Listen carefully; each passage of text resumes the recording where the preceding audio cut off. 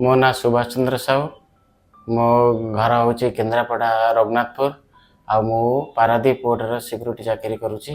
मु 4 मास तले मोर टे सुजन टाइप लगिला। तापर मोटा मोटा आसिया चमड़ा बाहरला भाया लगिला।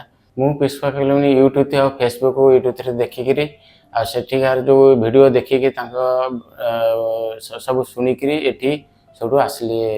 मु केन्द्रापड़ारू बाइक रे आसी बरामुंड बस स्टैंड रे आसी आ क्लिनिक रे देखाकली। मु क्लिनिक रे पहुँचला पर मते चेक बैक कले देखिले चेक करके जे तुमर फिस्तुला होइछि आ टिके पूज भलिया बाहरुछि आ सेटा ट्रीटमेंट करिया पड़िबो।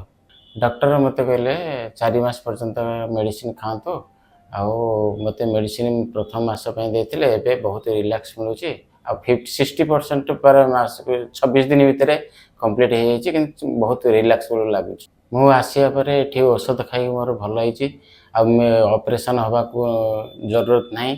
जो भाई माने भौणी माने आसिया दरकार ए पुष्पा क्लिनिक कांटेक्ट करके आसंतु पूरा निरोग्य होइकि आपण सुविचार करके जातु।